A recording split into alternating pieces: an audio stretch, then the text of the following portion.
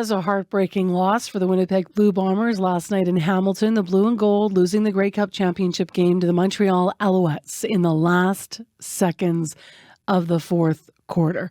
It was a stunning upset for the Bombers, who were heavily favored heading into the game, but Montreal was on a roll and they wanted it. And man, did they play. It was a good game. CBC's Brittany Greenslade's in Hamilton and joins us this morning live from there. Hi there. Good morning. Oh, man, covering a loss. I feel your pain. Yeah. A tough loss. The Alouettes were huge underdogs coming into the Grey Cup.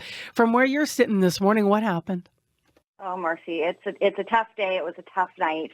Devastation, disappointment, despair. It's just a few of the words that are being used to describe last night. It was rough. It was a rough night for the Bombers, and it's a game they're not going to forget. The loss is one that has hit all of the players incredibly hard. Wasted season, let down, difficult, sad. Those are just a few of the ways it was described to us by players after the game. It was the Bombers' game to lose, and it happened with just seconds to go. The Blue and Gold started off strong. We ended that first half up 17-7 over the Alouettes, and the team was still ahead with just 13 seconds left in the fourth quarter. Cody Fajardo throwing that touchdown pass to Tyson Philpott, and it was enough to take the cup. And in the end, it was just truly a heartbreaking 28-24 loss for the Bombers. For the Alouettes, their first CFL title since 2010.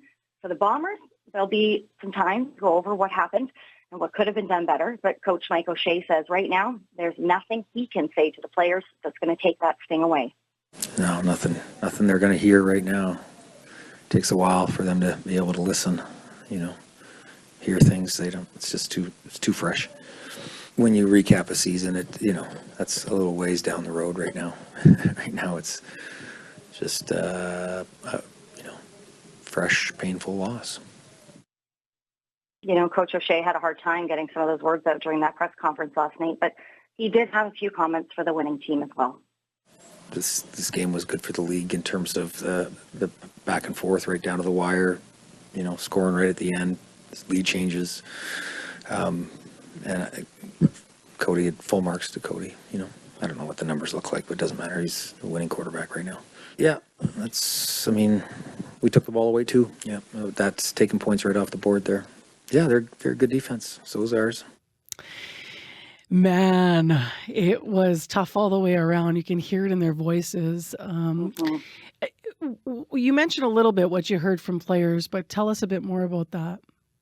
Oh, Marcy, as they walked off the field, first you could hear the anger, and then you could feel that sadness. There were a few loud screams that pierced the hallway right off the field as the players made their way back to the locker room. Honestly, it was tough to watch. It was an ending that no one wanted to see, especially those guys on the field. Quarterback Zach Claros walked into the media room to take questions, and you could see the emotion on his face. This was a loss that hurt bad. Sad, disappointed is probably the wrong word. Sad, you play to win the game, you play to win the last one, then we came up short. Montreal was a few plays better than us. Which is really sad. Because there's a lot of good guys in the locker room, and guys that might not be able to play again, and you want to win for them, and the guys that could be out there.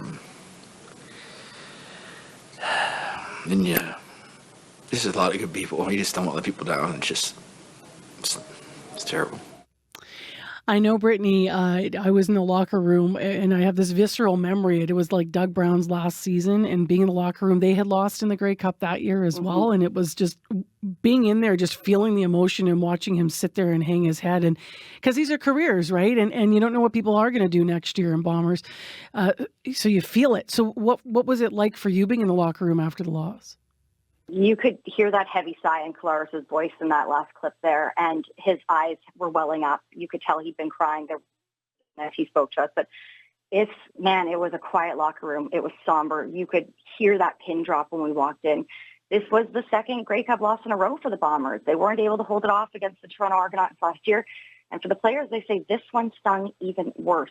Running back Brady Oliveira was in tears when we first attempted to even talk to him. He put his head between his hands and began weeping. He actually left the room for a bit to have some time to collect himself in private before he came back to speak to us.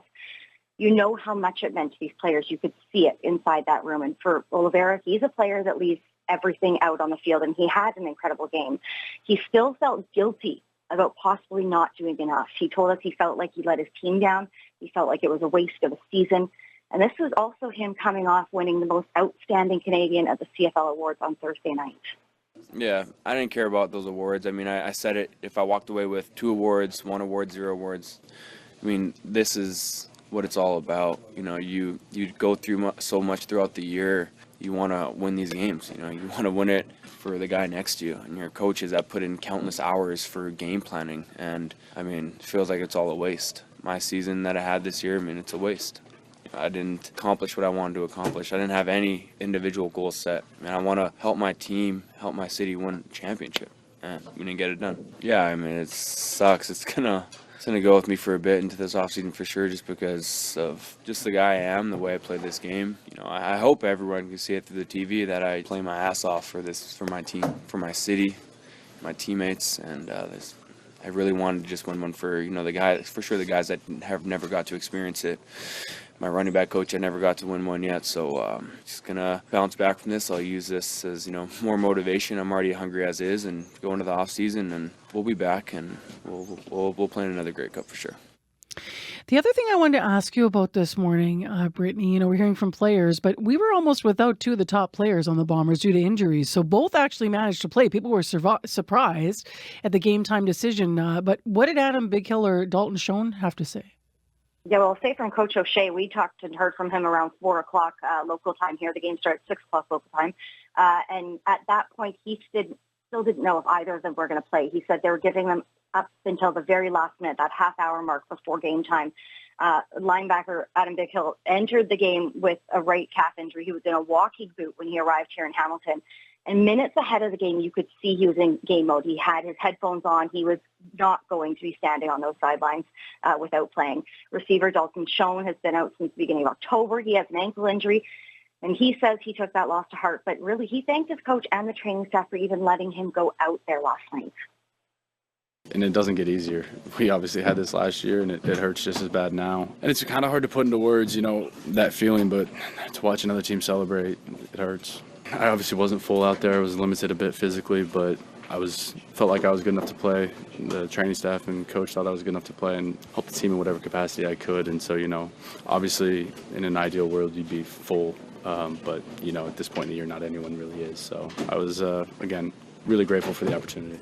It means the world, you know. I don't know many coaches out there that would be okay with the player not practicing for 6 weeks and then throwing them into a championship game. But, you know, coach believes in us as players, and so, you know, I really appreciate him. And like I said, I really appreciate the training staff for working so hard with me these last 6 weeks to get me back out there. Finally, I want to ask about the fans. A lot of Bomber fans making the trek to Hamilton to be in the stands. What did they share with you outside the stadium last night? Oh, Marcy, you could hear how hard it was for the players. It was tough for their fans, too. Many were hoping to see that cup come back to Winnipeg. So many started that day so confident. In the tailgate, we were talking to them. They were sure this was going to happen. But in the end, a second year in a row of heartbreak. Many spoke about that disappointment of not winning. But what we did hear repeatedly was just how good that game was, even if they lost. Fans say they're already looking forward to next season, but it might take a little bit of time to get over last night's game. Yeah, the dynasty that just can't quite clinch the Grey Cup now 2 years in a row for many people watching. Different reasons, different games last year and this year, but congrats to Montreal. We're hearing that here at home too, Brittany. You'll hear it all over the streets when you get back to Winnipeg. It really was a good game. Yeah. All right, take care. Thank you for your coverage. Yeah, thank you. Travel safe, you guys.